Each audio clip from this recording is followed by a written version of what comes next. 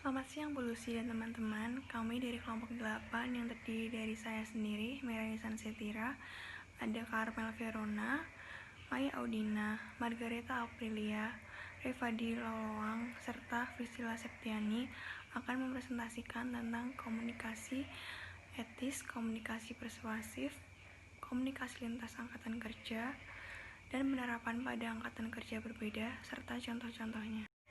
Pada bagian pertama, saya akan membahas tentang komunikasi persuasif. Komunikasi persuasif sendiri merupakan jenis komunikasi yang memiliki tujuan untuk memberikan pengaruh kepada komunikan dari komunikator terhadap kepercayaan, sikap, hingga perilaku komunikan, di mana komunikasi ini akan memberikan dampak yang membuat komunikan ini bertindak sesuai dengan apa yang diminta oleh sang komunikator. Di dalam sebuah komunikasi pasti melibatkan dua atau lebih individu dalam berinteraksi, sehingga akan ada sikap-sikap individu yang berbeda-beda dengan berbagai komponen. Ketiga komponen itu diantaranya kognitif individu, yaitu mencapai tingkat tahu pada objek yang diperkenalkan. Yang kedua adalah afektif individu, yaitu mempunyai kecenderungan untuk suka atau tidak suka pada objek. Yang ketiga adalah kognitif perilaku, yaitu sudah sampai pada tahap individu melakukan sesuatu tindakan terhadap objek. Terkadang kepercayaan seseorang tentang sesuatu yang dipercayainya dapat memberikan dampak sikap pada diri mereka sendiri, sehingga dapat mempengaruhi perilaku atau tindakan mereka terhadap sesuatu. Dengan kata lain, mengubah pengetahuan seseorang tentang sesuatu yang dipercayainya dapat mengubah perilaku mereka. Walaupun ada kaitan antara kognitif, afektif, dan konatif yang memiliki keterkaitan yang tidak setelah pengertian tentang komunikasi persuasif, lalu terdapat unsur-unsur terkait komunikasi persuasif. Aristoteles pernah berpendapat bahwa komunikasi itu dibangun oleh 3 unsur yang fundamental, persuader atau komunikator. 3 unsur tersebut bersifat sebagai sumber komunikasi, materi pembicaraan yang dihasilkannya atau pesan, dan orang yang mendengarkannya atau komunikan. Persuader merupakan orang atau individu yang menyampaikan pesan di mana pesan tersebut memberikan pengaruh sikap, pendapat, hingga perilaku orang lain secara verbal maupun non-verbal. Di dalam komunikasi persuasif, peran seseorang komunikator sangatlah penting dan pengaruh, sehingga ia harus memiliki nilai performa yang tinggi. Seorang komunikator yang memiliki nilai performa yang tinggi dapat dicirikan dari kesiapan, kesungguhan, ketulusan, kepercayaan, ketenangan, keramahan, hingga kesederhanaannya dalam menyampaikan pesan. Kemudian, tujuan komunikasi persuasif. Tujuan adanya komunikasi persuasif ini diantaranya perubahan sikap atau attitude change. Komunikasi persuasif ini diharapkan dapat mengubah pola pikir, yang mana pola pikir ini membuat komunikan mengubah sikapnya terhadap pesan apa yang diterimanya. Lalu selanjutnya ada perubahan pendapat atau opinion change. Seorang komunikan pastinya memiliki pendapat atau anggapan yang berbeda dari seorang komunikator, sehingga perlu adanya komunikasi persuasif ini sebagai alat mengubahnya pola pikir komunikan yang membuat komunikan ini mengikuti pendapat atau anggapan yang disampaikan oleh seorang komunikator. Kemudian ada perubahan perilaku atau behavior change. Perubahan sikap ini sebenarnya masuk ke dalam kategori perubahan sikap, namun perilaku ini merupakan suatu dampak dari sikap.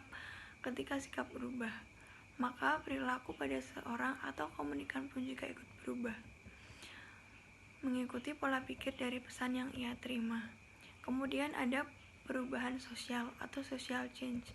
Perubahan sosial inilah yang merupakan salah satu dampak dari adanya bahasa yang persuasif.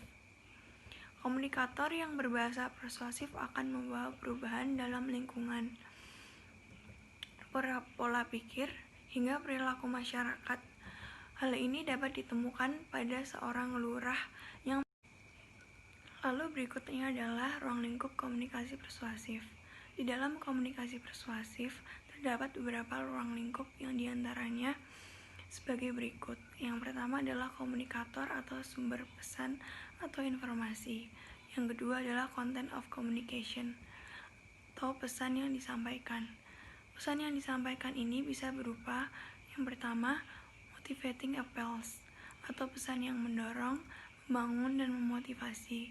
Kemudian ada organizations of persuasive arguments atau pesan yang mengandung argumen atau opini. Kemudian ada audience express di position atau komunikan atau individu yang menerima pesan. Kemudian ada group conformity motives atau penerima pesan bisa berupa grup atau organisasi. Kemudian ada individual personality factors atau penerima pesan sebagai individu.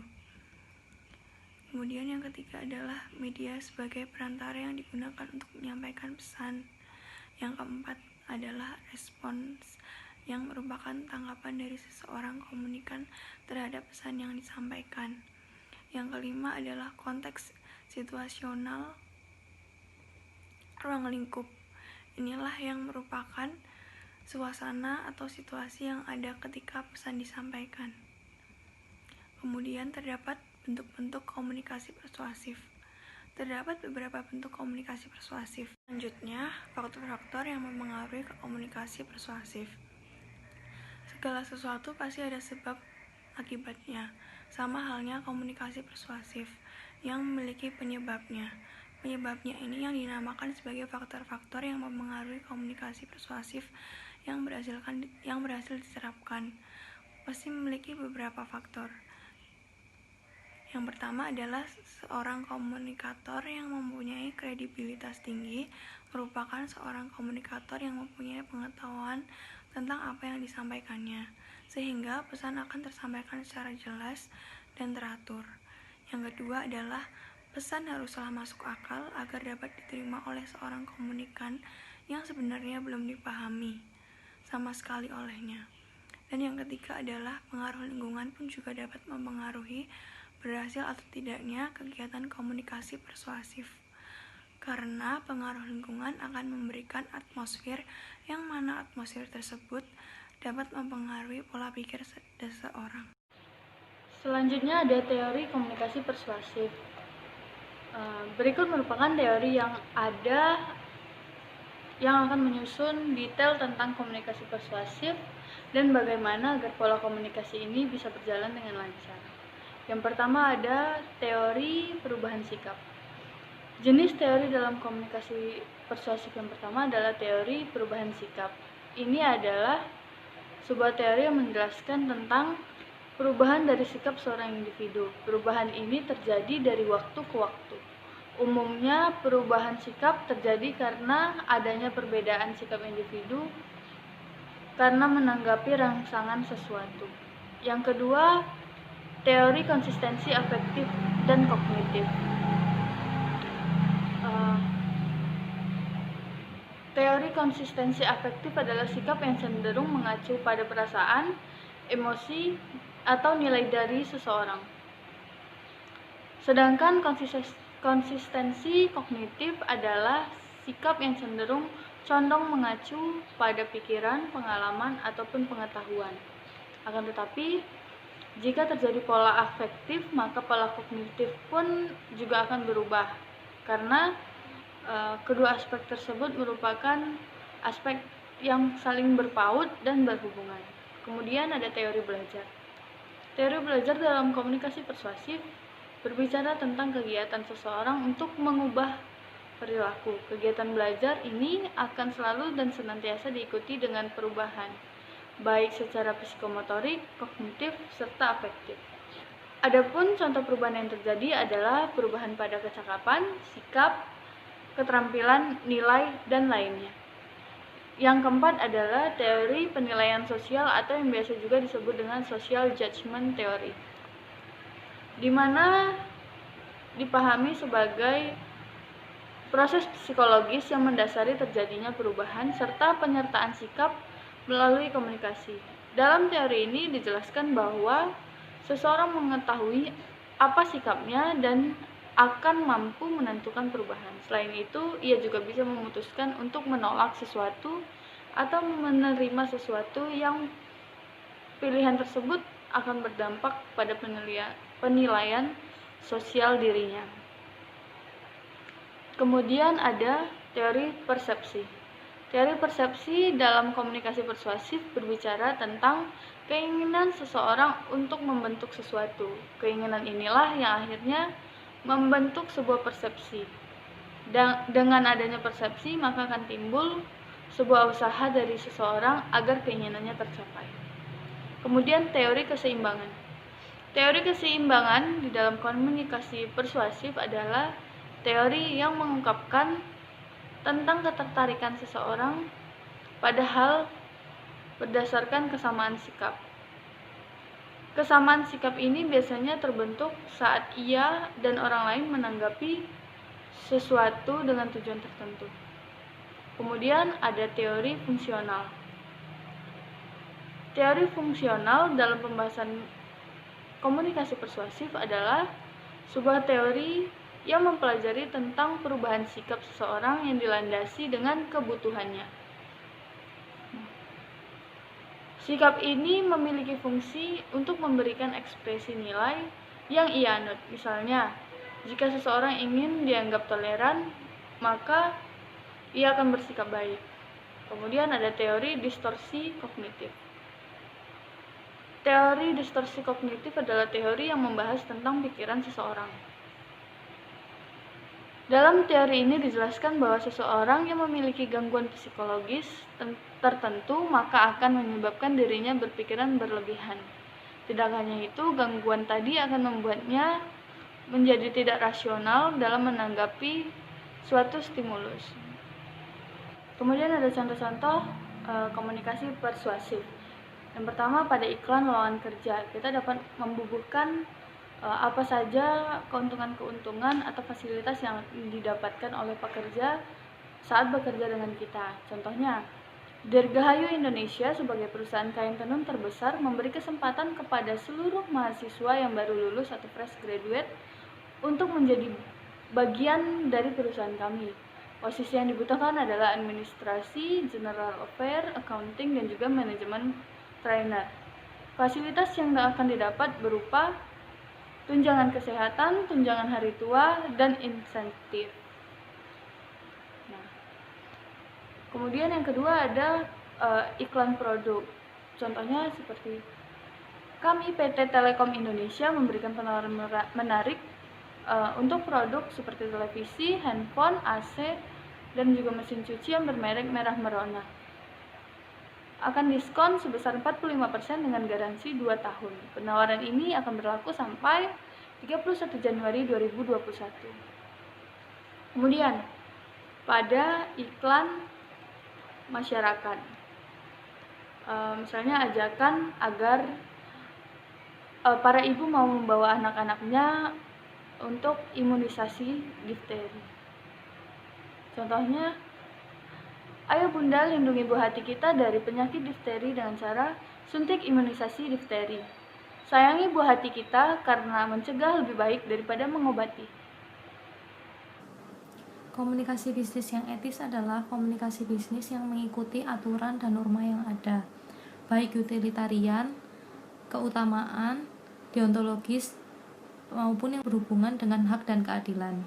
Jenis-jenis etika. Yang pertama adalah etika umum dan yang kedua adalah etika khusus.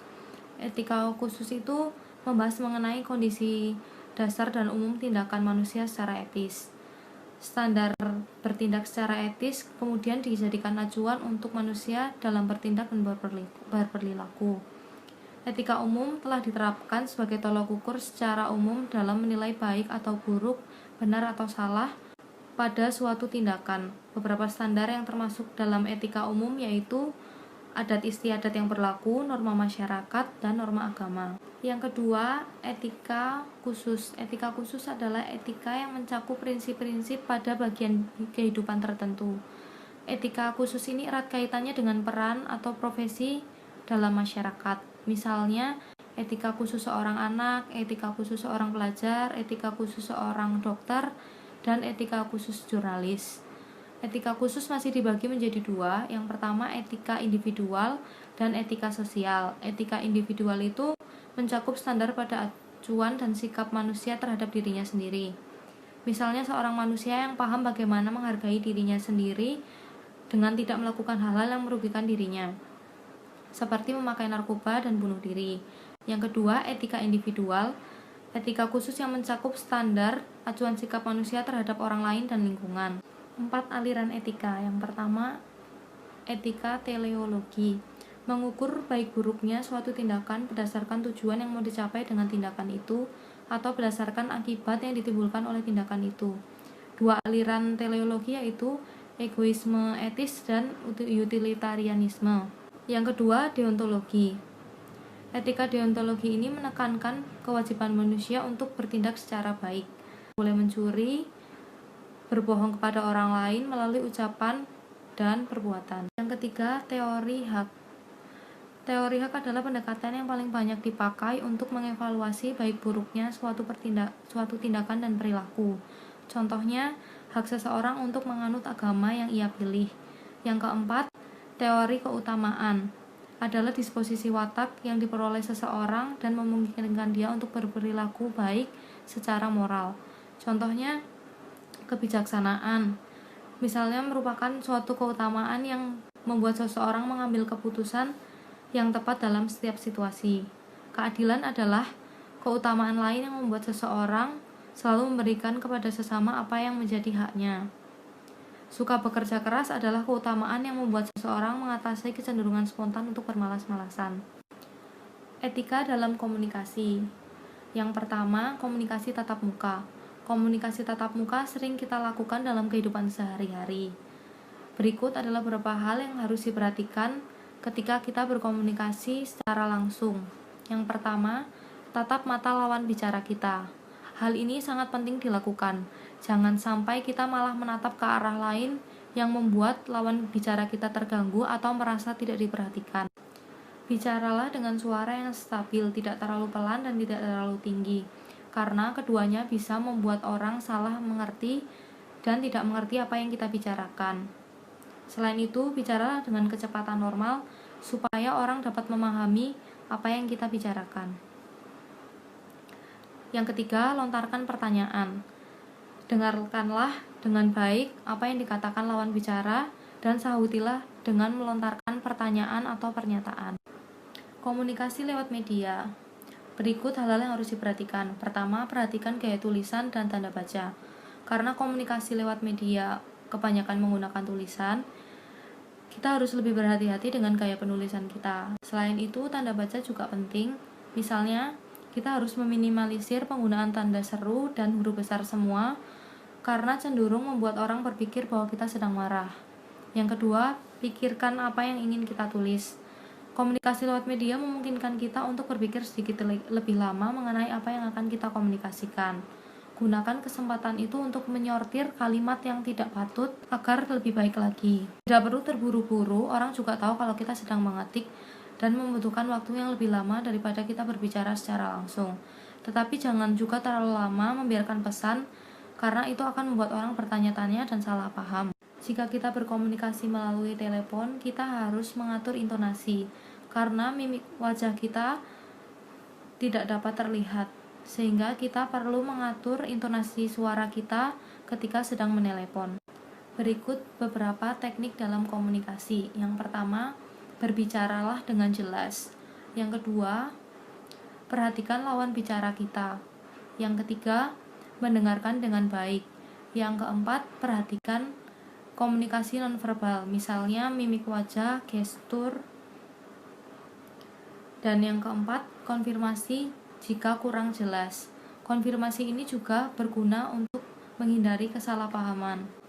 Tujuan pelaku bisnis menerapkan komunikasi yang etis di dalam bisnis. Yang pertama, meningkatkan keunggulan bersaing. Yang kedua, mengontrol kebebasan berbisnis. Yang ketiga, mengurangi biaya. Dan yang keempat, menghindari sengketa dan sanksi sosial. Manfaat yang kita dapatkan dari etika komunikasi. Yang pertama, melancarkan komunikasi dengan orang lain. Yang kedua, memahami apa yang dikomunikasikan orang lain. Yang ketiga, diterima secara sosial oleh masyarakat karena mengikuti peraturan yang ada. Yang keempat, memperkuat hubungan yang terjalin dengan orang lain. Yang kelima, pesan yang disampaikan dapat diterima dengan lebih baik.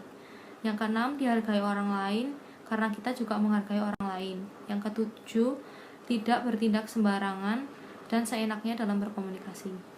Fungsi komunikasi yang etis dalam bisnis. Yang pertama, mengurangi dana yang diakibatkan dari pencegahan kemungkinan terjadinya perpecahan baik dari dalam perusahaan ataupun luar perusahaan. Yang kedua, meningkatkan motivasi pekerja, melindungi prinsip dalam berdagang atau berniaga, serta menciptakan keunggulan bersaing.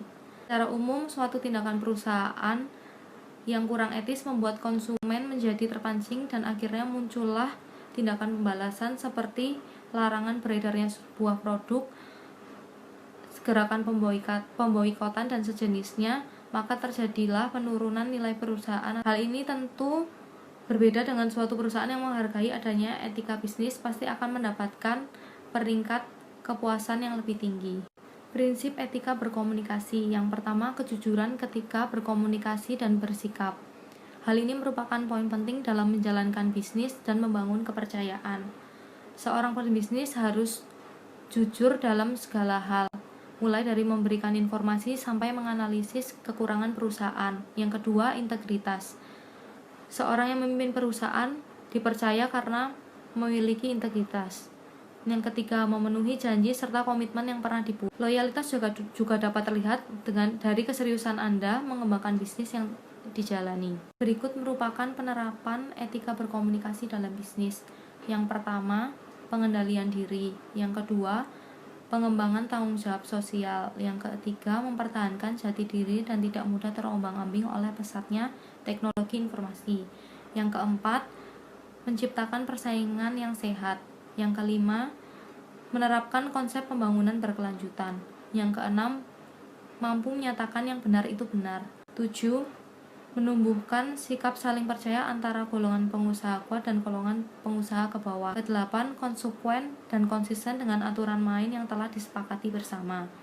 Yang ke-9, menumbuh kembangkan kesadaran dan rasa memiliki terhadap apa yang telah disepakati. Yang ke-10, perlu adanya sebagian etika bisnis yang dituangkan dalam sebuah hukum yang positif berupa peraturan perundang-undangan. Baik, nama saya Margarita Aprilia Yonatan, NIM 1118041. Kali ini saya akan membahas mengenai contoh pelanggaran etika bisnis dan penerapan angkatan kerja berbeda. Contoh pelanggaran etika bisnis yang pertama, pelanggaran etika bisnis terhadap transparansi. Pada tahun ajaran baru, sebuah sekolah mengenakan biaya Rp700.000 yang dibebankan kepada setiap siswa barunya. Sebelumnya, pihak sekolah tidak menginformasikan mengenai biaya ini, sehingga membuat para siswa baru mau tidak mau harus membayarnya. Setelah diusut, ternyata uang itu akan dipergunakan untuk keperluan pribadi para gurunya. Lalu yang kedua, pelanggaran etika bisnis terhadap prinsip empati. Seorang nasabah terlambat membayar angsuran mobil sesuai tanggal jatuh tempo karena anaknya sakit parah. Nasabah tersebut sudah memberitahukan kepada pihak perusahaan tentang keterlambatannya membayar angsuran, namun tidak mendapat respon dari perusahaan. Beberapa minggu setelah jatuh tempo, pihak perusahaan langsung mendatangi nasabah itu untuk menagih angsuran dan mengancam akan mengambil mobil yang masih diangsur itu. Pihak perusahaan menagih dengan cara yang tidak sopan dan melakukan tekanan psikologis kepada nasabah. Dalam kasus ini kita dapat mengkategorikan pihak perusahaan telah melakukan pelanggaran prinsip empati pada nasabah, karena sebenarnya pihak perusahaan dapat memberikan peringatan kepada nasabah itu dengan cara yang bijak dan tepat. Oke, di sini saya akan menjelaskan tentang komunikasi antar angkatan kerja. Nah, untuk angkatan kerja itu adalah penduduk yang sudah memasuki usia kerja, baik yang sudah bekerja, belum bekerja atau sedang mencari pekerjaan. Nah, menurut ketentuan pemerintah Indonesia, penduduk yang sudah memasuki usia kerja adalah mereka yang berusia minimal 15 tahun sampai 65 tahun. Yang masuk kriteria adalah mereka yang aktif dalam kegiatan ekonomi. Nah, di Indonesia sendiri berdasarkan data Pusat Statistik atau BPS di tahun 2016, jumlah tenaga kerja milenial mengambil tempat sebanyak 40% dari total tenaga kerja di Indonesia atau sekitar 62,5 juta pekerja. Sementara untuk generasi X menyumbang jumlah sebanyak yakni 69 juta pekerja. Dan baby boomers dengan total populasi sebanyak 2,87 juta pekerja. Hal ini tentu menjadi tantangan sendiri bagi perusahaan maupun para pekerja itu sendiri dalam mengatur strategi pengolahan SDM dan hubungan. Nah, sebab adanya jarak antar generasi itu menghadirkan perbedaan cara kerja, cara pandang, hingga cara komunikasi yang tentunya akan berdampak pada operasional bisnis yang jika tidak diatasi. Nah, dalam angkatan kerja ini, fenomena yang berkembang saat ini adalah bertemunya tenaga kerja yang multigenerasi. Nah, untuk secara umum itu orang-orang termasuk dalam generasi ini akan ada beberapa aspek-aspek yang membuat komunikasi itu menjadi sangat sulit, karena saya akan menjelaskan untuk generasi Zoom itu secara umum orang-orang yang di generasi boomers itu adalah orang yang termasuk dalam generasi yang memiliki karakter kaku, kuno, dan cenderung mengikuti aturan. Hal ini disebabkan mereka terpengaruh terdidik dari orang tua yang hidup sebagai generasi tradisionalis yang memiliki masa merintis industri baru dan baru saja selesai perang. Nah, oleh karena itu kedisiplinannya dan ketekunan adalah yang dididik pada orang-orang yang termasuk dalam generasi baby boomers. Mereka sangat bekerja keras atau bahkan bekerja keras lebih keras karena memang itu yang diwariskan oleh generasi sebelumnya, yaitu generasi tradisionalis. Nah, saat ini orang-orang yang termasuk ke dalam generasi boomers merupakan orang-orang yang memangku jabatan paling tinggi. Tak bisa dipungkiri, saat ini mereka pun akan menyelesaikan masa jabatannya dan pensiun meninggalkan dunia kerja. Nah, untuk generasi yang selanjutnya itu generasi X. Nah, generasi X itu lahir pada tahun 1965 sampai 1981. Mereka adalah orang-orang yang individual, ambisius, dan gila akan pekerjaan. Nah, mereka juga merupakan orang-orang yang mandiri, mereka mudah beradaptasi dan percaya diri. Mereka melewati seluruh periode evolusi teknologi dan perkembangan media. Nah, mereka menyukai stabilitas dalam pekerjaan maupun dalam berkeluarga.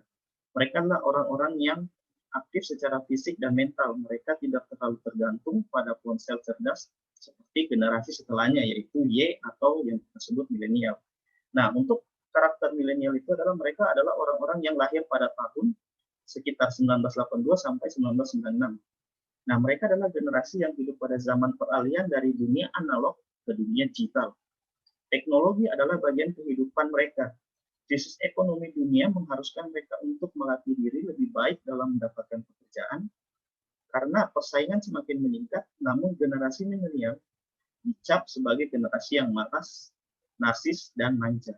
Nah, untuk selanjutnya itu adalah generasi Z. Nah, ini adalah mereka yang orang-orang yang lahir di tahun sekitar 1997 sampai 2010. Nah, teknologi adalah DNA mereka. Kebanyakan dari mereka adalah orang-orang yang sangat multitasking. Pendidikan, kehidupan sosial, dan aspek kehidupan lainnya bergantung pada teknologi. Nah, mereka memiliki daya fokus yang sangat rendah. Nah, mereka mandiri dan akan memiliki pekerjaan yang tidak ada saat ini. Mereka suka melakukan pemecahan masalah karena mereka adalah orang-orang yang suka berpikir lebih kritis. Oleh sebab itu, mereka menjadi generasi yang lebih pesimis.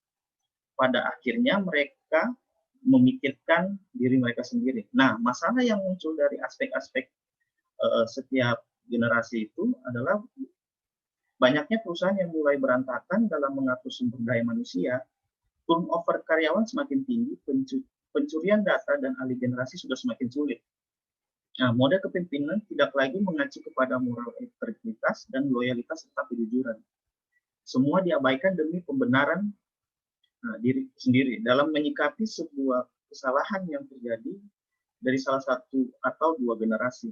Mengenali karakter atau sifat-sifat masing generasi mungkin menjadi salah satu cara untuk menjembatani persoalan generation gap. Nah, terlepas dari benar tidaknya karakter yang melekat pada sebuah generasi, komunikasi yang baik menuntut keterbukaan yang diawali oleh ketulusan dari kedua pihak untuk saling berkomunikasi dan dapat meminimalisir perbedaan penilaian atau sudut pandang.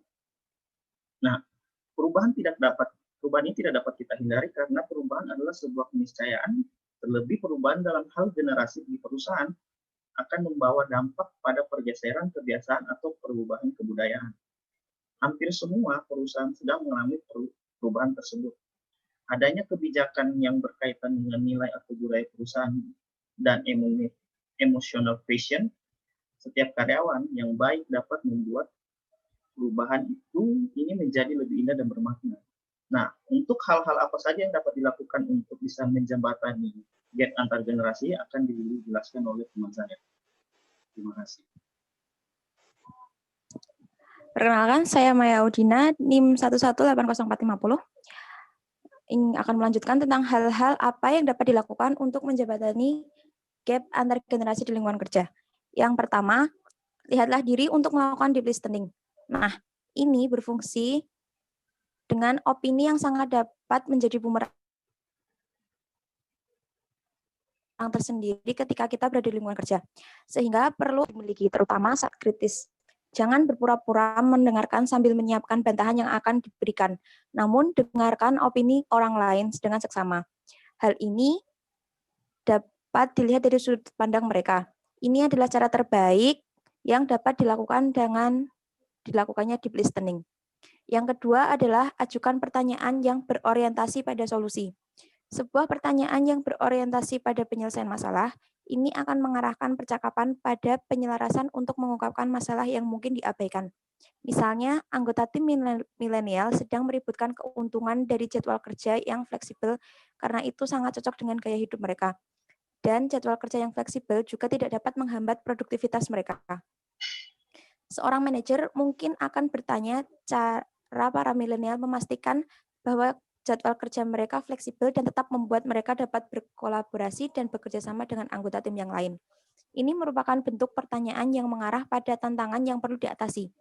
Jadi, daripada harus meributkan permasalahan yang tidak sesuai dengan keadaan suatu generasi, cobalah untuk memberikan pernyataan yang mengarahkan setiap orang terhadap tantangan yang dihadapi dengan cara untuk menghadapi tantangan tersebut. Yang ketiga adalah terima ketidaksempurnaan. Mediasi ini dapat membuat pekerjaan menjadi berantakan. Percakapan satu arah bukanlah satu hal yang adil. Ini juga tidak melibatkan banyak orang dalam mengambil kebijakan atau membuat keputusan yang menyeluruh. Nilai yang diberikan setiap orang pada budaya yang lain merupakan suatu hal yang pribadi. Ketika kedua belah pihak sedang mempermasalahkan suatu hal, mereka bisa menjadi tidak sabar terhadap orang lain, sehingga mereka menjadi frustasi dan tidak mampu untuk berempati serta menyelaraskan ide mereka. Sehingga dibutuhkan cara yang terlihat tidak baik untuk membuat kemajuan. Ingatlah bahwa ada yang mengatakan ketika dua kubu tidak lagi berdebat, maka kesepakatan itu adil bagi kedua belah pihak. Kemudian ada beberapa cara untuk meningkatkan produktivitas yang terbagi atas beberapa generasi yang berbeda. Karena kita tahu dalam satu perusahaan mungkin terdapat multigenerasi yang ada. Yang pertama adalah mengintegrasikan teknologi dan pelatihan untuk semua generasi pekerja. Berkembangnya teknologi untuk mendukung produktivitas serta untuk memastikan semua karyawan dapat sepenuhnya memaksimalkan teknologi ini.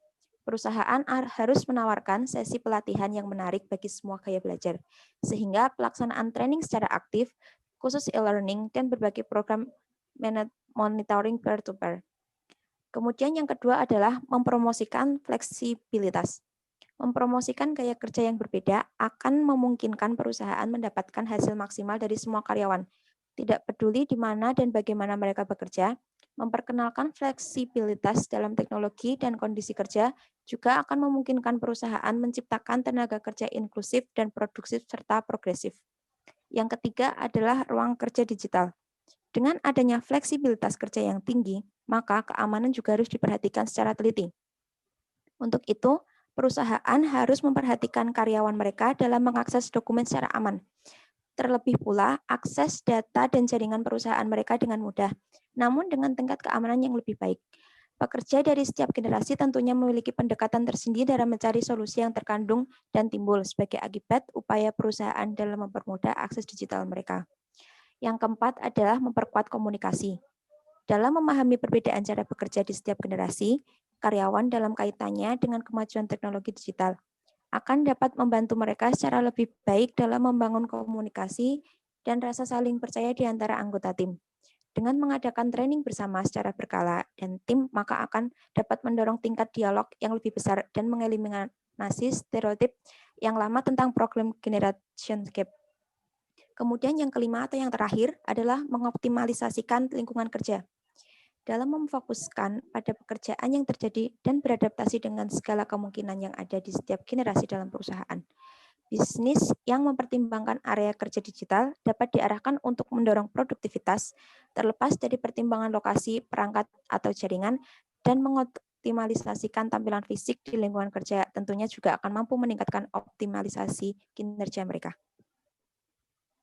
Lalu, penerapan dalam angkatan kerja yang berbeda, yaitu cara komunikasi dalam kelompok angkatan kerja yang berbeda. Yang pertama, identifikasi keragaman karyawan yang ada. Langkah pertama yang bisa dilakukan yaitu mengidentifikasi keragaman, mulai dari usia, etnik, ras, tingkat pendidikan, agama, latar belakang, senioritas, dan lain-lain. Keragaman ini sebenarnya hal yang sudah pasti ditemui dalam setiap perusahaan. Masalah mungkin saja timbul bila karyawan senior yang lebih dulu bekerja merasa kurang dihargai oleh angkatan kerja yang baru atau juniornya. Oleh karena itu, identifikasi keragaman karyawan yang perlu dilakukan untuk menyesuaikan pembagian pekerjaan agar semuanya berjalan seimbang. Lalu yang kedua, membangun komunikasi. Komunikasi merupakan hal yang sangat penting dalam perusahaan. Masalah komunikasi dan hambatan persepsi, bahasa, dan budaya perlu diatasi agar tercipta komunikasi yang baik.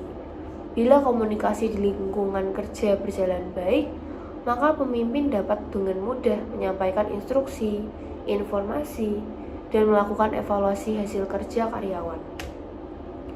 Yang ketiga, pelajari karakteristik karyawan. Hal yang dapat dilakukan untuk mengatasi keragaman dalam perusahaan adalah mempelajari karakteristik individu masing-masing. Bila pengelolaan keragaman karyawan dilakukan dengan baik, maka akan dapat menguntungkan perusahaan. Dengan begitu, tahu apa yang harus dilakukan jika terjadi konflik tanpa harus menimbulkan masalah lain yang bertentangan dengan karakteristik karyawan. Yang keempat, bersikap terbuka terhadap keragaman karyawan. Perlu strategi khusus agar budaya keragaman dapat efektif menembus setiap departemen, tiap divisi, dan fungsi organisasi perusahaan. Kembangkan sikap keterbukaan di lingkungan kerja dan dorong karyawan untuk dapat mengungkapkan pendapat dan ide mereka. Berikan nilai yang sama dan hargai setiap pendapat karyawan yang ada. Karyawan dapat berbagi beragam sudut pandang berdasarkan pengalaman dan ide mereka. Ini penting untuk dapat mengembangkan strategi bisnis perusahaan. Yang kelima, perlakuan yang adil. Masalah yang kerap muncul dalam keragaman adalah adanya perbedaan perlakuan. Diskriminasi biasanya timbul bila terdapat standar yang berbeda terhadap individu. Pastikan setiap karyawan mendapat kesempatan yang sama dalam lingkungan kerja dengan seadil mungkin. Buat kebijakan alternatif agar terjadi kesetaraan dalam perusahaan. Yang keenam, rutin lakukan evaluasi. Untuk menangkal resistensi perubahan, sebisa mungkin libatkan setiap karyawan untuk merumuskan evaluasi keragaman. Gunakan hasil evaluasi tersebut untuk membangun kesuksesan perusahaan dengan keragaman. Di era global seperti saat ini, tentunya semakin beragam pula tenaga kerja yang ada. Bila dikelola dengan baik, hal ini dapat menjadi kekuatan di lingkungan kerja dan memberikan manfaat yang besar untuk kemajuan perusahaan. Yang ketujuh, sistem rekrutmen terbuka. Sistem rekrutmen terbuka akan menciptakan kesetaraan, sehingga tidak ada perbedaan golongan dalam menentukan keputusan perekrutan tenaga kerja, dan membantu perusahaan dalam melakukan penilaian berdasarkan kualifikasi kandidat, wawancara, kompetensi, standar kelulusan, dan penilaian kerja lainnya. Akan menciptakan budaya kondusif, komprehensif, dan terukur. Sekian dari saya, terima kasih. Selanjutnya ada jenis-jenis angkatan kerja berdasarkan kerjanya. Yang pertama ada bekerja penuh. Angkatan kerja yang bekerja penuh dan mereka yang menggunakan jam kerja sekitar 8-10 jam per hari. Kemudian setengah menganggur. Setengah menganggur dapat dikategorikan sesuai dengan jumlah jam kerja, produktivitas, dan juga pendapatan mereka. Setengah menganggur sendiri dibagi menjadi dua kelompok, yaitu setengah menganggur kentara dan setengah menganggur tidak kentara. Setengah menganggur kentara adalah mereka yang bekerja kurang lebih 35 jam satu minggunya. Sedangkan setengah menganggur tidak kentara adalah mereka yang tidak produktif kerja dan mempunyai pendapatan yang rendah. Kemudian ada pengangguran. Pengangguran merupakan kondisi di mana orang dikategorikan sebagai golongan angkatan kerja, tetapi mereka tidak memiliki pekerjaan atau sedang mencari pekerjaan. Nah, ada 6 jenis pengangguran, antara lain yang pertama, pengangguran friksional. Pengangguran friksional merupakan pengangguran yang ada karena sulitnya temporer dalam menemukan pencari kerja atau lowongan kerja yang ada. Kemudian, pengangguran musiman. Pengangguran musiman merupakan kondisi menganggur yang terjadi karena musim berganti, seperti petani. Kemudian, pengangguran siklikal. Pengangguran siklikal merupakan pengangguran yang ada karena naik turunnya siklus dalam ekonomi yang membuat terjadinya permintaan tenaga kerja lebih rendah daripada penawaran tenaga kerja. Kemudian ada pengangguran struktural. Merupakan pengangguran yang disebabkan terdapat perubahan struktur atau komposisi perekonomian. Misalnya adalah terdapat pergeseran ekonomi yang dominan agrari menjadi ekonomi yang dominan industri. Kemudian ada pengangguran karena kurangnya permintaan agregat. Pengangguran ini terjadi karena permintaan total masyarakat yang berdasarkan pada aktivitas investasi. Kemudian contoh-contoh angkatan kerja. Orang-orang yang bisa dikatakan sebagai angkatan kerja misalnya pekerja yang bekerja secara penuh seperti guru, dokter, tukang ojek, satpam, dan lainnya. Kemudian pekerja yang sedang tidak masuk kerja, baik mengambil cuti, mogok kerja, sakit, atau karena diberhentikan sementara waktu. Kemudian ada petani yang sedang tidak bekerja karena menunggu musim yang tepat untuk bercocok tanam. Kemudian pengangguran yang baik secara terpaksa maupun sukarela untuk menganggur atau tidak bekerja. Demikian presentasi dari kelompok kami. Saya ucapkan terima kasih atas perhatiannya.